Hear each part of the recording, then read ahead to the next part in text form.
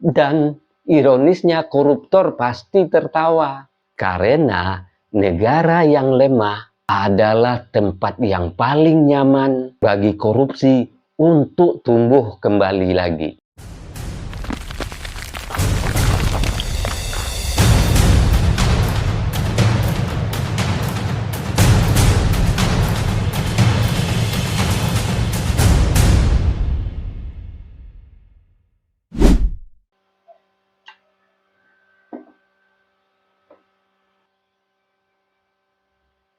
Kalau koruptor berhasil ditangkap, kenapa justru ada yang mengajak rakyat untuk berhenti membayar pajak?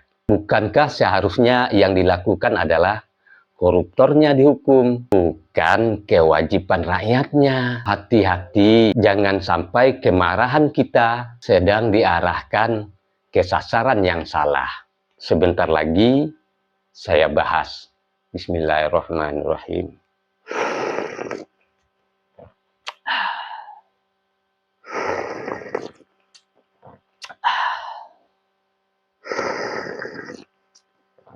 Alhamdulillahirrabbilalamin.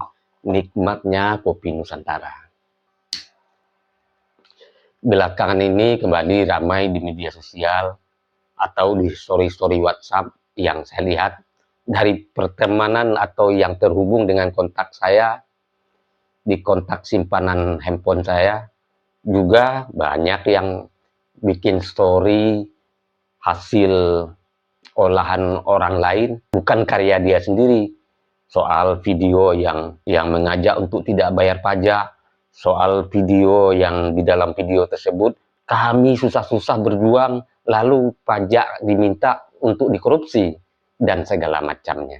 Dan semua yang beredar itu alasannya hanya sederhana. Untuk apa bayar pajak kalau akhirnya pajak tersebut dikorupsi oleh pejabat? Dan kalimat itu memang masuk akal, tapi justru disitulah jebakannya. Mari kita berpikir dengan kepala dingin. Kalau ada polisi yang menangkap pencuri, apakah itu berarti kita harus berhenti memiliki rumah? Kalau ada dokter yang melakukan malapraktek, apakah semua orang harus berhenti berobat?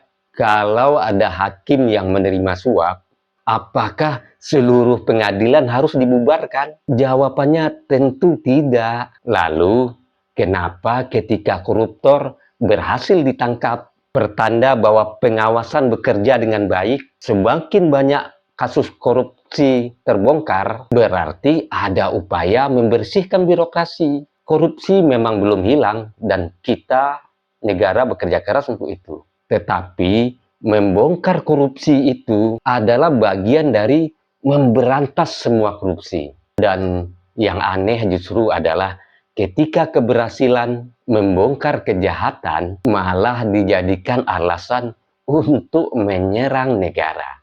Padahal seharusnya rakyat harus berkata, alhamdulillah koruptor ditangkap.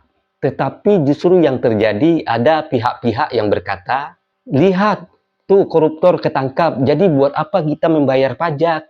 Perhatikan baik-baik. Sasaran kemarahannya bukan lagi koruptornya, melainkan kewajiban rakyat sebagai warga negara. Dan juga padahal pajak dan korupsi adalah dua hal yang berbeda. Korupsi adalah kejahatan, sedangkan pajak adalah kewajiban konstitusional yang dipakai untuk membiayai jalan, sekolah, rumah sakit, gaji guru, TNI, Polri, pembangunan desa, irigasi, pelabuhan udara, bantuan sosial, serta berbagai pelayanan publik lainnya. Kita kan sering pergi keluar jalan kaki, ke jalan raya, itu hasilnya dari pajak.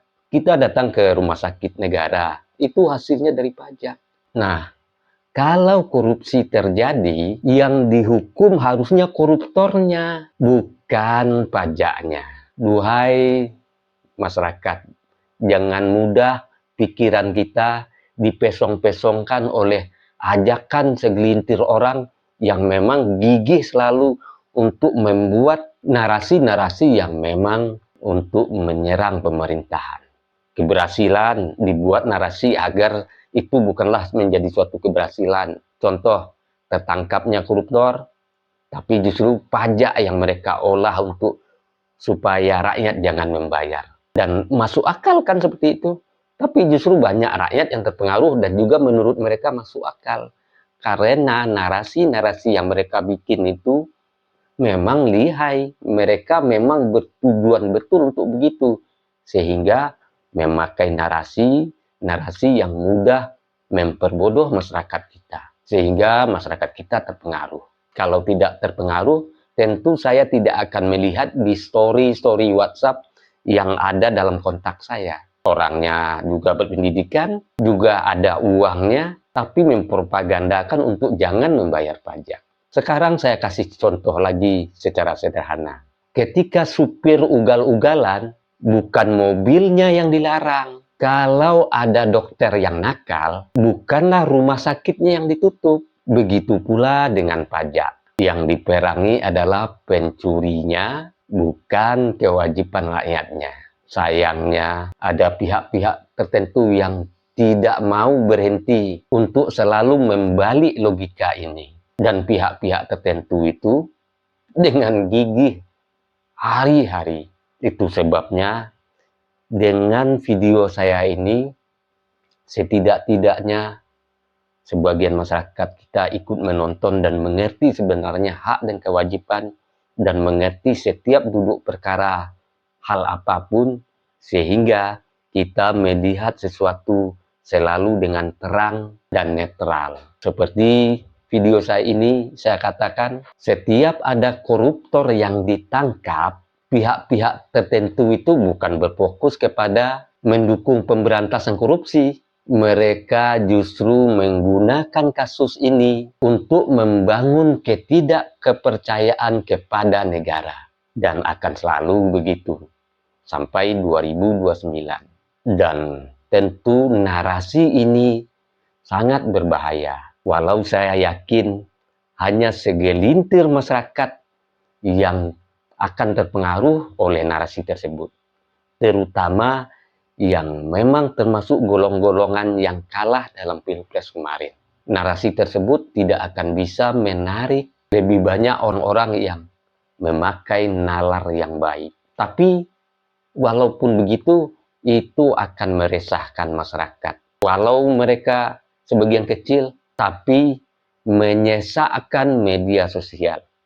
Menyesakkan mata kita untuk melihat dan membaca dan mendengar video-video pendek mereka. Menyesakkan, kenapa saya bilang? Bukan karena saya khawatir orang-orang yang cerdas akan ikut terpengaruh. Tidak. Tapi masyarakat bawah yang akalnya pendek bisa berbuat melanggar hukum. Karena belokkan narasi dari mereka itu. Hanya itu yang saya khawatirkan. Saya sangat percaya masyarakat kita sudah cerdas. Tapi yang segelintir, tentu kita inilah yang harus ikut untuk membuka wawasan dan pikirannya. Itu sebabnya kembali saya buat video tentang hal ini, tentang korupsi dan membayar pajak. Karena beberapa hari yang lalu juga tentang ini.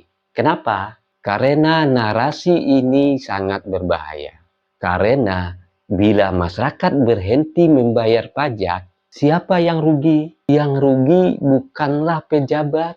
Yang rugi adalah kita-kita ini, rakyat sendiri. Kita orang kecil ini. Karena kalau tidak membayar pajak, pasti pembangunan akan melambat.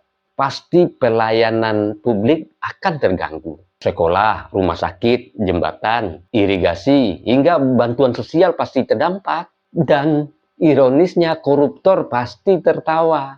Karena negara yang lemah adalah tempat yang paling nyaman bagi korupsi untuk tumbuh kembali lagi. Makanya kita jangan ikut andil untuk melemahkan pemerintah. Kita tentu boleh mengkritik pemerintah, perlu bahkan ketika kebijakannya salah. Kita bahkan wajib mengawasi penggunaan uang rakyat. Tetapi jangan sampai Karena kemarahan kita kepada koruptor berubah menjadi kebencian pada negara. Ketika banyak koruptor tertangkap, itu tanda keberhasilan negara. Bukan sebaliknya, kita justru membenci pemerintahan.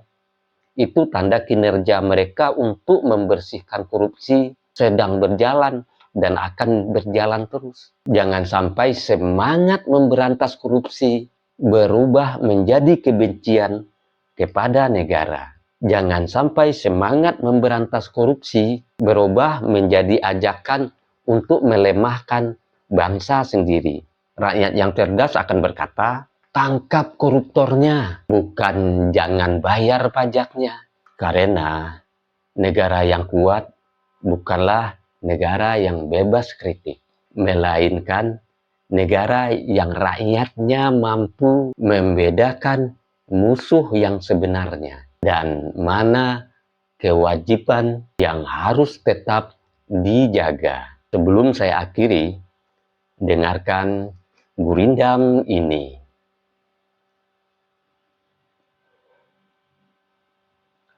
Api korupsi wajib dipadamkan, bukan rumah bangsa yang dibakar. Pajak dijaga demi masa depan. Koruptor dihukum tanpa tawar. Jangan tertipu oleh hasutan yang memecah akal dengan amarah. Negeri kuat lahir dari kesadaran, bukan dari kebencian yang dipelihara. Saya Beni Budaya.